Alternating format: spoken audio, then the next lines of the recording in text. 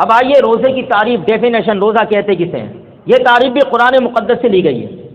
روزہ عرف شرع میں، یعنی شریعت کی زبان میں، شریعت کی پریبھاشا میں روزے کی ڈیفینیشن، ویاکیا، پریبھاشا، تعریف جسے کہتے ہیں، مسلمان کا بنیت عبادت، مسلمان کا عبادت کی نیت سے صبح صادق سے غروب آفتاب تک اپنے آپ کو قصدن یعنی ارادے کے ساتھ کھانے پینے، جماع سے باز رکھنا۔ جماع کا مطلب ہوتا ہے عورت سے ہم بستری کرنا، اس سے اپنے آپ کو باز رکھنا۔ نیز عورت کا حیض و نفاس سے خالی ہونا شرط ہے۔ یہ ہے روزے کی ڈیفینیشن۔ اب یہ کس سے نکل کے آتی ہے؟ قرآن مقدس کی آیت سے، اور اس سے یہ بھی مسئلہ نکل کے آیا ہر مسلمان عاقل بالغ مرد عورت پر رمضان کے روزے فرض عین ہے۔ فرض عین کے تعلق سے میں بتا چکا ہر فرد پر۔ اب روزے کی مذکورہ تعریف کیسا ہی دیکھیں، اللہ تبارک و تعالیٰ نے سورہ بقرہ کی جو میں نے آیت نمبر 183 سے 187 کے مابین ہی یہ آیتیں بھی ہے، اللہ تعالیٰ فرماتا ہے احل لکم لیلۃ الصیام الرفث الی نسائکم ہن لباس لکم وانتم لباس لہن۔ پہلے حکم یہ تھا کہ رمضان میں افطار کے بعد، روزے میں افطار کے بعد سونے سے پہلے تک تمہارے لیے رخصتیں تھیں۔ سو گئے، اب اس کے بعد کچھ نہیں ہو سکتا، نہ کھا سکتے تھے نہ ہم بستری ہو سکتی تھی۔ تو بعض صحابہ سے رمضان کی راتوں میں بیویوں سے قربت ہو گئی اور حضور کی بارگاہ میں آ کے عرض کی، ان میں حضرت عمر بھی تھے۔ تو اس پر اللہ تعالیٰ نے یہ رخصت کا حکم نازل فرما دیا کہ تمہارے لیے جو رمضان کی راتوں میں عورتوں سے جماع اور قربت ممنوع تھا، اب تمہیں رخصت عطا کر دی گئی۔ پتہ کیا چلا؟ صحابہ وہ مقدس جماعت ہے کہ ان کا فعل اللہ تعالیٰ کے لیے امت کے لیے رحمت بنا دیتا ہے۔ ان کے فعل کو اللہ تعالیٰ امت کے لیے رحمت کا سبب بنا دیتا ہے۔ ان کے اس عمل کی وجہ سے یہ آیت نازل ہوئی ہے۔ یہ ہے صحابہ۔ اللہ تبارک و تعالیٰ فرماتا ہے تمہارے لیے رمضان کی راتوں میں ہم بستری کو حلال کر دیا گیا، اور فرمایا تمہاری عورتوں کی طرف تمہارا جانا حلال کر دیا گیا۔ وہ تمہارا لباس ہے، تم ان کے لباس ہو۔ وہ تمہارا لباس ہے، تم ان کے لباس ہو۔ دونوں ایک دوسرے کا وقار اور عزت ہیں۔ اب یہاں اس کی تفصیل میں نہیں جاتے، پہلے یہ آئے دیکھیں یہاں کیا فرمایا کہ رمضان میں تمہارے لیے، رمضان کی راتوں میں تمہارے لیے عورت سے قربت کو حلال کر دیا۔ اس کا مطلب یہ ہوا کہ روزے کی حالت جو دن کی ہے اس میں ہم بستری نہیں کر سکتا، قرآن کی آیت سے ثابت ہوا۔ تو تعریف اور ڈیفینیشن کا ایک ٹکڑا اس سے آیا۔ پھر آگے فرمایا وَكُلُوا وَاشْرَبُوا حَتَّى يَتَبَيَّنَ لَكُمُ الْخَيْطُ الْأَبْيَضُ مِنَ الْخَيْطِ الْأَسْوَدِ مِنَ الْفَجْرِ۔ تو کھاؤ پیو یہاں تک کہ سفید دھاگا کالے دھاگے سے، فجر کا سفید دھاگا رات کے کالے دھاگے سے الگ ہو جائے، یعنی صبح صادق ہو جائے۔ اب یہاں رخصت دی گئی کھانے پینے کی، کہاں تک؟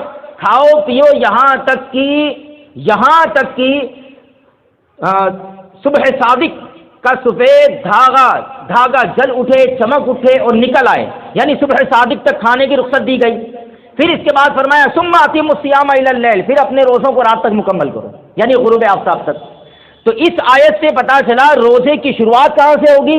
طلوع فجر سے، اور اس کا منتہا کہاں ہوگا؟ رات کی آمد سے پہلے، یعنی غروب آفتاب۔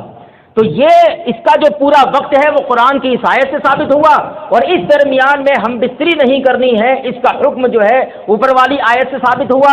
نیز کھانے پینے کی رخصت کہاں تک دی گئی؟ طلوع فجر تک۔ اس کے بعد میں فرمایا کہ روزے مکمل کرو۔ اس سے پتہ چلا کہ دن میں اب وہ کھا پی نہیں سکتا۔ اس سے سمجھ میں آ گیا کہ روزہ کس چیز کا نام ہے؟ اللہ تعالیٰ کی بندگی کی نیت کے ساتھ طلوع فجر سے لے کر غروب آفتاب تک اپنے آپ کا مسلمان کو کھانے پینے اور ہم بستری سے روکے رکھنا، اسے شریعت کی زبان میں روزہ کہا جاتا ہے۔ اب یہاں دیکھیں صبح صادق اور صبح کاذب، اس مسئلے کا تعلق ہماری نماز سے بھی ہے اور روزے سے بھی ہے، کیونکہ روزے کی شروعات ہوتی ہے کہاں سے؟ صبح صادق سے۔ صادق کا معنی ہوتا ہے سچا۔ اب اس صبح کے ساتھ سچے کا لفظ کیوں ہے؟ اس کو سمجھ لیں پہلے کہ صبح صادق کب ہے۔ زمین گول ہے، سورج جب نیچے کی طرف سے مشرق کی طرف سے جب نکلنے کے لیے قریب ہوتا ہے، تو جب اس کا رخ آسمان کی طرف جاتا ہے نا، تو آسمان میں ایک ہلکی سی چمک، ایک ہلکا سا اجالا، ہمارے شہروں میں یہ نظر نہیں آئے گا، اس کے لیے پہاڑوں میں جانا پڑے گا۔ ہر چیز جو ہے تمہیں شہر کی سڑکوں پہ نہ ملے گی، کچھ چیزیں ایسی ہیں جو بیابانوں میں ملتی ہے، جنگلوں میں ملا کرتی ہے۔ جہاں آپ اندھیرا زیادہ پائیں گے وہاں آپ کو محسوس ہوگا. تو جب آپ وہاں دیکھیں گے تو ایک اجالا جو ہے بیچ آسمان میں آتا ہے، مگر وہ غائب نہیں ہوتا، وہ غائب نہیں ہوتا. یہ صبح کاذب ہے، جھوٹی صبح، اس سے دھوکہ نہیں ہونا چاہیے. یہ اس سے فجر کا وقت شروع نہیں ہوتا، اور نہ آپ اسے دیکھ کر اپنی سحری کو روکیں، بلکہ جسے صبح صادق کہتے ہیں وہ اس کے بعد کچھ دیر کے بعد اس کی شروعات ہوتی ہے. افق کہتے ہیں کنارے کو، آسمان کے جو کنارے ہیں نا وہ نظر آتے ہیں، جسے ہم افق کہتے ہیں. افق سے مشرق کی طرف سے وہ پھیلنا شروع ہوگی، پھر شمال، جنوب، اتر، دکن سب میں پھیلتے پھیلتے پورے آسمان پر پھیل جائے گی اور کائنات میں اجالا ہو جائے گا. یہ ہے صبح صادق. اس کی شروعات ہوتی ہے. ہمارے لیے تو کیا، ہم یہ سب اجالے کے چکر میں نہیں پڑتے، ہم تو اس بات کے انتظار میں ہیں کہ مسجد سے اعلان کب ہو رہا ہے، ہم اس پر چلتے ہیں، کیونکہ لوگ جو ہے اس کے پابند ہیں، گھڑیوں کے پابند ہیں. حالانکہ اس کا تعلق ہمارے دین سے ہے کہ اس کا جاننا ضروری ہے. اور اس کا جاننا اس لیے ضروری ہے کہ عموماً جو اس کے ذریعے جو کیا کہتے ہیں نیٹ وغیرہ کے ذریعے جو ٹائمنگ سیٹ کیے جاتے ہیں تو وہ احتیاطاً اور اندازے کے مطابق ہوتے ہیں، اندازے کے مطابق. اور پھر لوگ یہ سمجھتے اپنے طور سے مسئلہ بناتے ہیں کہ امام صاحب 5 منٹ پہلے اعلان کرتے ہیں یا اعلان کے بعد بھی کھا پی سکتے ہیں. تو یہ 5 منٹ جو چھوڑے جاتے ہیں نا، تو اوقات طے کرنے میں 1-2 منٹ مسٹیک بھی ہو سکتی ہے. آپ اس چکر میں کھاتے رہے 5ویں منٹ تک لے جائیں، 5ویں منٹ ختم ہونے سے پہلے تک آپ کھاتے رہیں، اور مان لو کہ اندازے میں غلطی کی بنیاد پر وہ آخری منٹ میں فجر ہو چکی تھی، تو آپ کا روزہ کہاں جائے گا؟ تو یہ جو احتیاط علماء کرام نے رکھا ہے کہ 5 منٹ پہلے اعلان کیوں ہوتا ہے بھائی؟ کیا مولانا کو تم سے دشمنی ہے کہ وہ چاہے کہ نہیں بستی والوں کو کھانے نہیں دوں گا، 5 منٹ پہلے فارغ کر دوں گا، کوئی نہیں کھائے گا؟ یہ ایسا تھوڑی ہے بھائی، یہ تمہارے روزے کے تحفظ کے لیے ہے. اعلیٰ حضرت امام احمد رضا نے تو یہاں تک لکھا کہ ہم احتیاطاً 10 منٹ چھوڑتے ہیں. یہ جو ہے اتنا اہم مسئلہ ہے کیونکہ اس کا تعلق ہمارے فرض سے ہے. ذرا سی چوک میں ہمارا فرض رائے گا ہوگا، اور عبادت کا فرض کرنا، عبادت کی حفاظت کرنا یہ بھی فرض ہے، تو عبادت کے تحفظ کے لیے ہے. تو یہ ہے صبح صادق. تو یہ قرآن مقدس کی آیت میں آیا نا، کلوا واشربوا حتی یتبین لکم الخیط الابیض من الخیط الاسود، کہ جب تک کہ سفید دھاگا کالے دھاگے سے الگ نہ ہو جائے. کالے دھاگے سے مراد ہے رات، اور سفید سے مراد کیا ہے؟ سفید سے مراد ہے یہ صبح صادق. اب روزے کی اقسام، روزے کی قسمیں، درجات کے اعتبار سے اس کی 3 قسمیں ہیں. روزے کے 3 درجے ہیں. ایک عام لوگوں کا روزہ کہ یہی پیٹ اور شرمگاہ کو کھانے پینے، جماع سے روکنا، ہم بستری سے روکنا. نمبر 2 خواص کا روزہ، خاص لوگوں کا کہ ان کے علاوہ یعنی کھانے پینے اور جماع کے علاوہ آنکھ، زبان، ہاتھ، پاؤں اور تمام اعضاء کو گناہ سے باز رکھنا، یہ خواص کا روزہ. تیسرا خاص الخاص کا روزہ کہ جمیع ما سوی اللہ یعنی اللہ تبارک و تعالیٰ کے سوا ہر ایک سے اپنے کو بالکل لیا جدا کر کے صرف اسی کی طرف متوجہ ہو کر آدمی روزہ رکھے. یہ روزہ جو ہے اولیاء اللہ اور بزرگان دین اس نعمت سے سرفراز ہوتے ہیں. اور حکم شرع کے اعتبار سے، شرعی حکم کے اعتبار سے روزے کی 5 قسمیں ہیں. نمبر 1 فرض، نمبر 2 واجب، نمبر 3 نفل، نمبر 4 مکروہ تنزیہی، اور نمبر 5 مکروہ تحریمی. اب کون سا فرض کون سا واجب؟ فرض و واجب کی 2 قسمیں ہیں، ایک معین اور ایک غیر معین.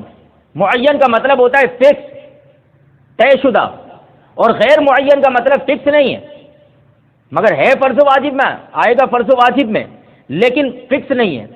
اب فرض معین یعنی جو فکس ہے، طے شدہ ہے، جیسے ادائے رمضان کہ اس کے لیے رمضان کا مہینہ طے ہے، رمضان کا مہینہ اس کے لیے طے ہے. یہ فرض روزہ آدمی کبھی بھی کر لے، نہیں ہو سکتا کہ بھئی رمضان کا مہینہ گرمیوں میں آ رہا ہے تو ہم اس کو سردیوں میں ادا کر لیتے ہیں اور وہاں ہم جو ہے آرام کریں گے. جس طرح کچھ لوگ اسپیشل رمضان کے روزے میں روزے کی مشقت سے بچنے کے لیے لمبے سفر کر لیتے ہیں کہ ہم مسافر ہم چھوڑ سکتے ہیں یہ کہہ کے. تو یہ تو اپنے نفس کی پیروی ہوئی، یہ تو نفس اور خواہشات کی بنیاد پر ہوا. اور عبادتیں خالصاً لوجہ اللہ ہوتی ہے، صرف اللہ تعالیٰ کی رضا کے لیے ہوتی ہیں. تو معین کا معنی طے شدہ، معین جیسے فرض معین کی مثال جیسے ادائے رمضان، اور فرض غیر معین جو طے نہیں ہے کبھی بھی رکھ سکتے ہیں جیسے قضائے رمضان، وہ رمضان کے مہینے کے علاوہ آپ کبھی بھی رکھ سکتے ہیں. اور روزہ کفارہ، کفارے کا جو روزہ ہوتا ہے کفارہ جب کچھ چیزوں کی صورت میں کفارے لازم آتے ہیں، اس کی تفصیل ایک آگے آ رہی ہے، وہاں پہ انشاءاللہ بیان کریں گے۔ واجب معین کہ جو روزہ واجب ہوتا ہے اور طے شدہ ہوتا ہے، واجب معین، تو واجب معین کسے کہا جائے گا؟ جیسے نظر معین، نظر کسے کہتے ہیں یہ یاد رکھنا، منت جسے کہتے ہیں اپنی زبان میں بولتے ہیں منت، کہ بھائی ہم نے منت رکھی ہے کہ یہ کام ہو گیا تو یہ کریں گے وہ کریں گے، سرکار شاہ عالم کے دربار میں ہم فقیروں کو کھانا کھلائیں گے۔ تو منت میں یاد رکھیں، ایک مسئلہ یاد رکھیں کہ نظر اور منت صرف اللہ کے لیے، صرف اللہ کے لیے۔ ہاں اس کی ادائیگی جو ہے ہم اولیاء اللہ کے مزارات پر ان کے ایصال ثواب کے طور پر کر سکتے ہیں، مگر نظر صرف اللہ کی، منت صرف اللہ کی ہوگی، کیونکہ یہ عبادت ہے اور عبادت اللہ کے سوا کسی اور کے لیے جائز نہیں ہے۔ تو آپ یوں منت کر سکتے ہیں کہ ہم سرکار بغداد کی بارگاہ میں ایصال ثواب کے لیے اللہ کی بارگاہ میں یہ نذر مانتے ہیں کہ ہمارا فلاں کام ہو گیا تو ہم صدقہ و خیرات کے طور پر 100 غربا اور مساکین کو ان کے آستانے پر یا کہیں پہ کھلائیں گے۔ یہ یاد رکھیے گا بھائی۔ تو نظر معین مثلا کسی نے روزہ رکھنے کی نظر مانی کہ میں فلاں دن کی فلاں مہینے کی فلاں تاریخ کو میرا فلاں کام ہو گیا تو روزہ رکھوں گا، تو یہ فکس ہو گیا، اس کو اسی دن کرنا واجب ہے۔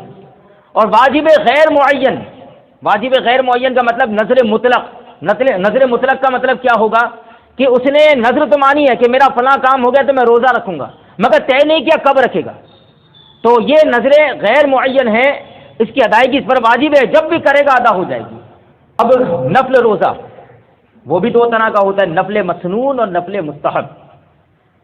جیسے عاشورہ یعنی 10ویں محرم کا روزہ اور اس کے ساتھ 9ویں کا بھی، اور ہر مہینے میں 13ویں 14ویں 15ویں یعنی ایام 20 کے روزے، اور عرفہ کا روزہ، پیر اور جمعرات کا روزہ، شش عید کے روزے، صوم داؤد علیہ السلام یعنی 1 دن روزہ 1 دن افطار، یہ سارے روزے جو ہے نفل کے دائرے میں آتے ہیں۔ اب روزہ مکروہ تنزیہی بھی ہوتا ہے، مکروہ تنزیہی جس میں آدمی بڑا گنہگار تو نہیں ہوتا، مکروہ تحریمی کی صورت میں ہوتا ہے، مکروہ تنزیہی شرعاً ناپسند ہے۔ جیسے صرف ہفتہ کے دن روزہ رکھنا، سنیچر کے دن، وہ اس لیے کہ یہودی جو ہیں وہ ہفتے کے دن عبادت کے لیے اپنا وقت فکس کر لیتے تھے اور روزہ رکھتے تھے، تو غیروں سے مشابہت ہو رہی تھی، مذہبی مشابہت ہو رہی تھی، اس لیے مکروہ ہے۔ نیز نیروز اور مہرگان کے دن روزہ، یہ آگ پوجنے والی قوم مجوسی ان دن روزہ رکھتے تھے۔ صوم دہر یعنی ہمیشہ روزہ رکھنا، یہ بھی مکروہ تنزیہی۔ صوم سکوت یعنی ایسا روزہ جس میں کچھ بات نہ کرے، جس کو کہتے ہیں کہ وہ نا مون ریلی، اپنے یہاں نکلتی ہے مون ریلی، یعنی لوگ خوب بھر بھر کے گالیاں دیں ہمارے دین کو، قرآن کو، اللہ کی بارگاہ میں، حضور کی بارگاہ میں، اور ہم ہے کہ مون ریلی نکالیں گے، یعنی سب ہو اس پر ہمارا سناٹا ہے، ہمیں کچھ کرنا نہیں، ہمیں کچھ بولنا نہیں۔ تو یہ یاد رہے کہ مون ریلی یہ ناجائز ہے، اسلام میں خاموش روزہ منائے، یہ دین تو نام ہے حق کے لیے آواز بلند کرنے کا۔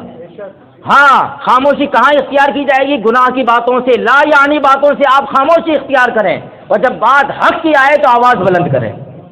ہمارے یہاں یہ اس طرح کا خاموشی کا روزہ نہیں ہے۔ البتہ پچھلی شریعت میں تھا، جس طرح حضرت سیدہ مریم کو اللہ تعالیٰ نے فرمایا تھا کہ جب تم سے کوئی بات کہے تو کہہ دینا انی نذرت للرحمن صوما، کہ کہہ دو کہ میں نے اللہ کے لیے روزہ رکھا ہے، میں آج کسی سے بات نہیں کروں گی، وہ اس طرح کا ہوتا تھا۔ مگر شریعت طیبہ، شریعت محمدی علی صاحب الصلاۃ والتسلیم میں خاموشی کا روزہ نہیں ہے۔ صوم وصال کہ روزہ رکھ کر افطار نہ کرے اور دوسرے دن پھر روزہ رکھے، یہ سب مکروہ تنزیہی ہے۔